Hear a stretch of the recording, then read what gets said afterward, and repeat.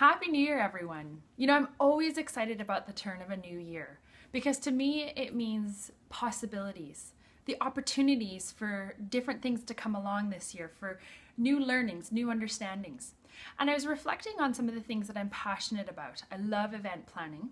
I love everything to do with health and well-being, inside, outside, our emotions, how we're physically feeling. All of those things excite me. And I was also considering the passions and things that my family has. So my kids and my husband are super passionate about music. I love to listen to it. They love to play guitar, flute, recorder, piano. One of the things that I've noticed is that, like most of us, my kids struggle with practicing. They don't always want to practice. They want to be good, but they don't necessarily always feel like doing what it takes to become excellent. And I was thinking today about how this Christmas, a few of us sister-in-laws decided to do some knitting and crocheting together. This is not a developed skill area of mine. In fact, the last time I crocheted something, or maybe it was knitting, it was a complete disaster. The hat I made looked like a crazy World War II helmet. It did not look like a normal hat.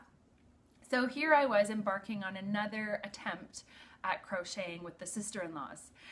And at first, I was almost in that stomping my feet mode, like, oh, I'm so frustrated. I don't understand how the hook and the yarn and 3 loops and this loop, and oh my gosh, it was just all I could do to stay focused and actually pay attention, listen, and learn. And at one point, I sort of said to myself, okay, Kimberly, get a grip. There's only a few things here for you to learn. Just stay with it and you'll be able to do it.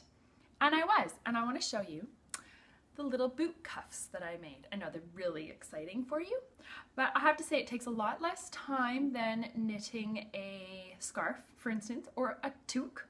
And I have created these for a really dear friend of mine, and we're going to put some buttons all the way down so that she can put her boots on and then have a nice little cuff at the top. And really what this represents to me is that whole concept of perseverance. How often are we in a situation where we'd love to be excellent, but it took so much grit, sweat, blood, and tears to accomplish that we give up. And I almost did that with these little boot cuffs. And I wouldn't have had this really cute little gift to give my dear friend. And so as we move through this great year, and often there's a lot of excitement at the start, we really want to continue to embrace the things that we know that we are being called to do, or that we just have that within us, that we know we want to learn something. That it's the perseverance, it's sticking with it, it's allowing ourselves to be open to the learning. And oftentimes it's getting somebody else to teach us along the way.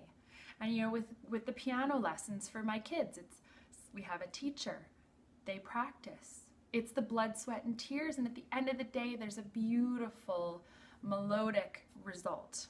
And that's the way it is in our lives. Without the blood, sweat, and tears, we don't have the beautiful accomplishments or that feeling of, wow, I did this. I'm proud of myself.